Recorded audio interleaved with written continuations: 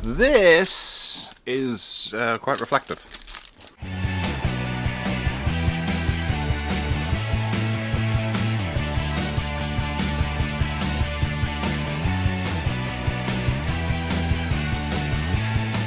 This is the Roccat Horde Aimo keyboard.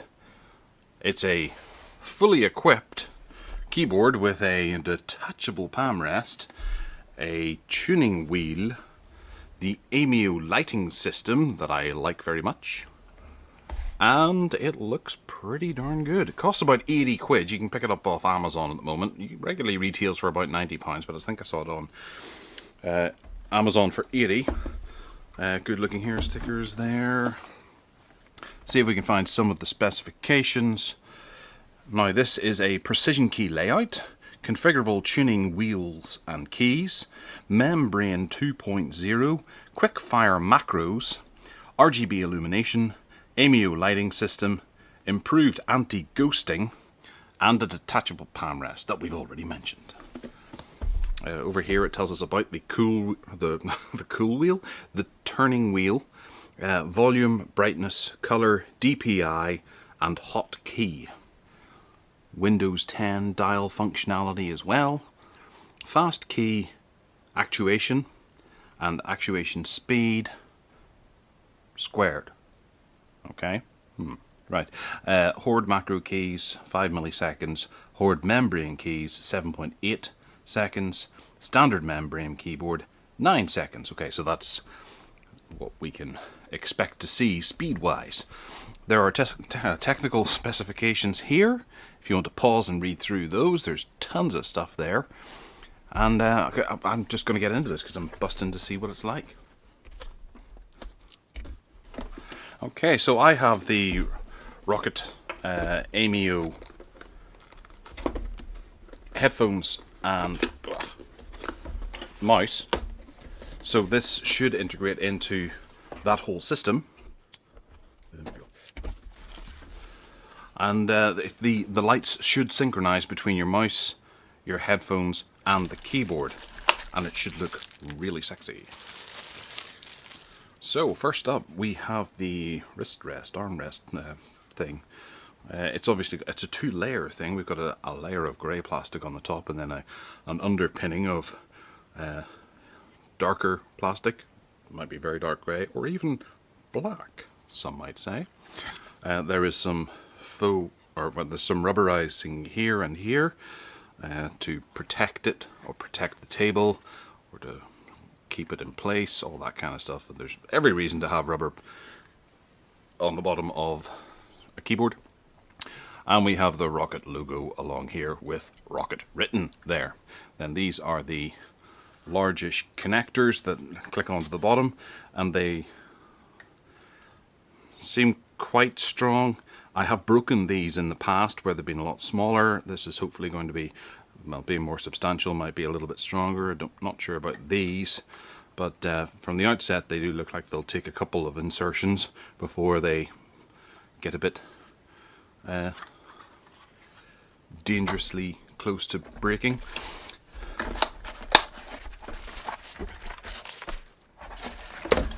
Elsewhere in the packaging we have the quick installation guide, and some stickers for you to attach to your computer so that people know what you have, where they can't identify by the keyboard that's sitting in front of it. But yes, nice.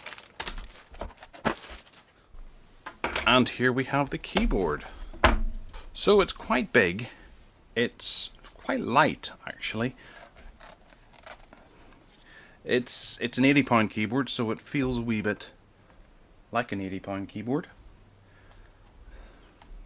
Doesn't quite feel as high quality as the likes of something from Corsair, but then you probably pay £150 for the same level of technical competence inside this keyboard as you would with Corsair. So it's obviously a more budget option, so you should expect a more budget feel.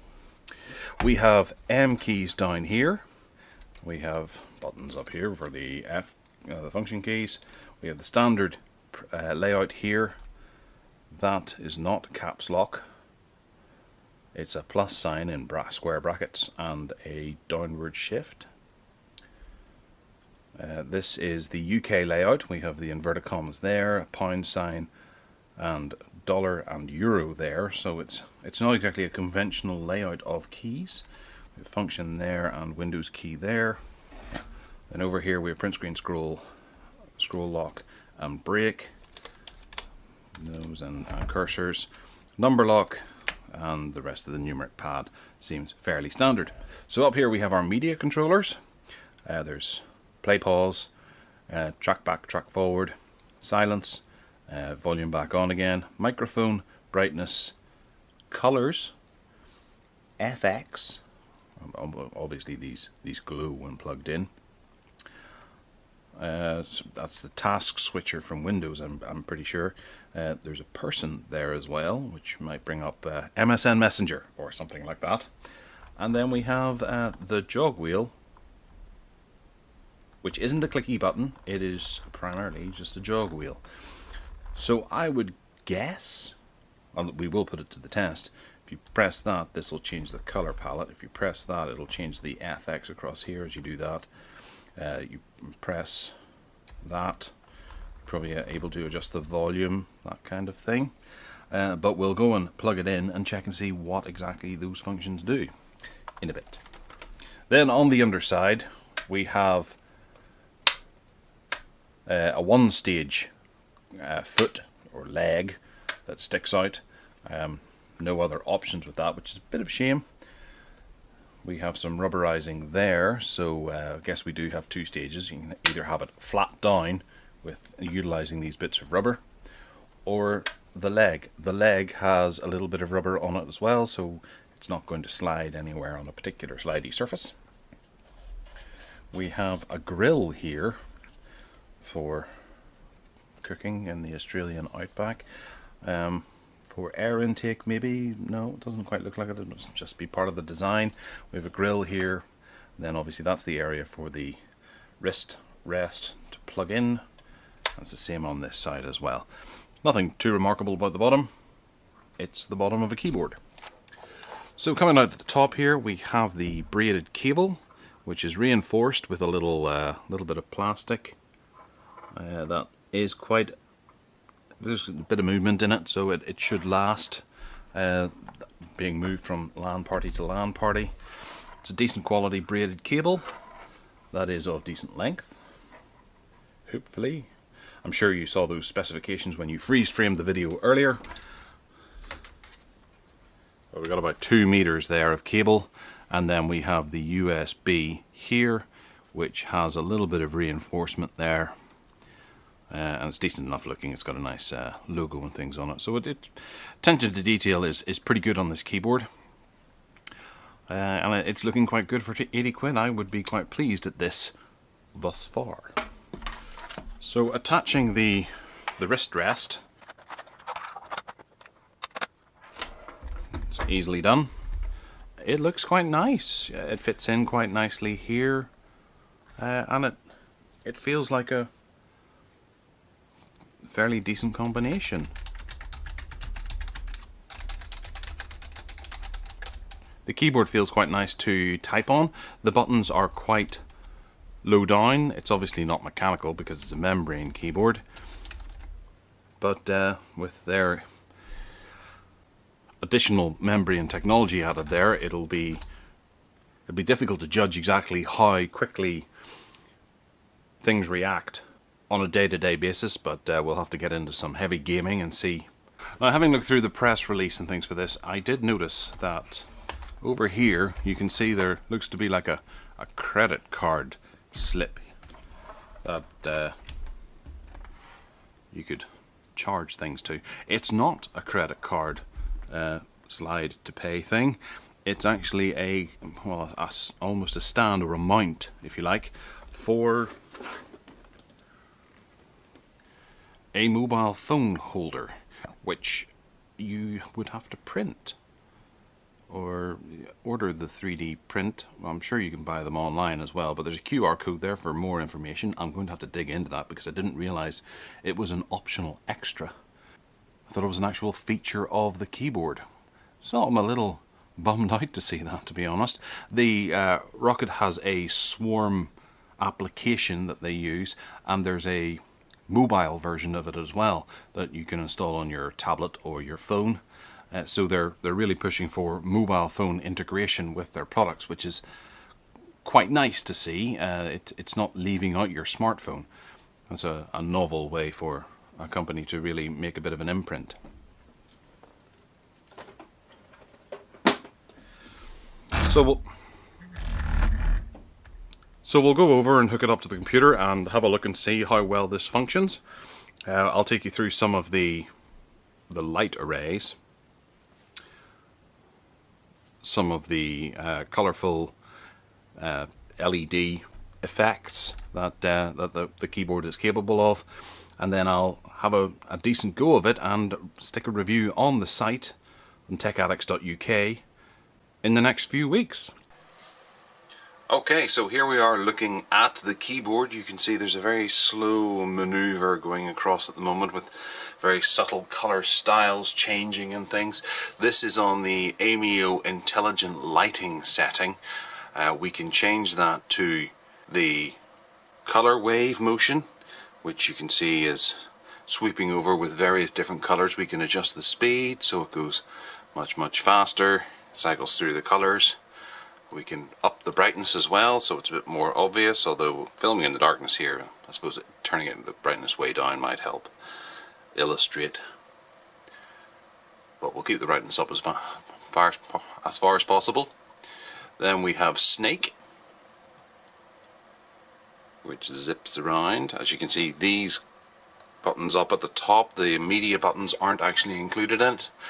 We can change the theme, which is more like the color array. If we go for a purpley theme, it looks a bit more purple. There we go. Might take a wee minute for it to update, but it's not entirely Snake. You know, Snake you would expect to maybe wiggle around the buttons a little more. This is just lighting up panel areas.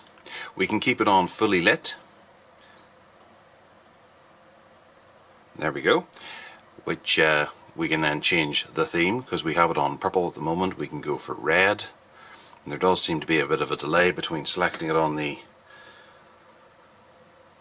application and whenever it comes through on the actual keyboard itself. We'll go for green because red and purple didn't actually look that different from each other.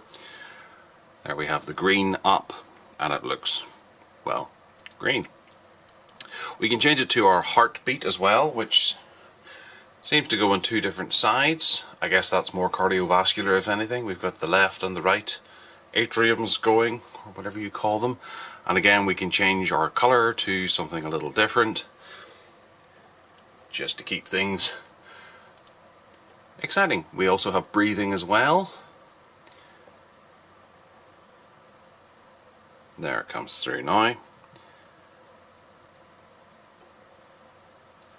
And we can change the speed at which it's breathing. That's actually at the fastest, so if we were to change it down to slower. From the illustration on the application, it shows that this area starts to breathe first, followed by the left and right.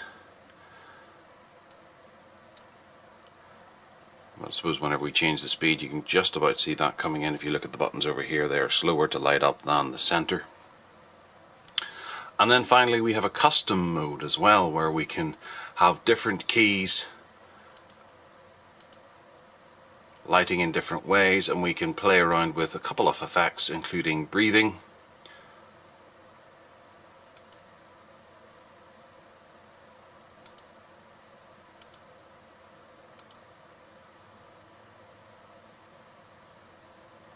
and there we've changed these keys to be red, these keys to be green. This is a fairly nice example of how you can play around with the color scheme.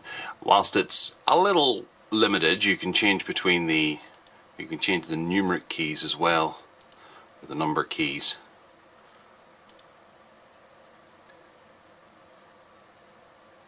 And there we have purple, red, purple.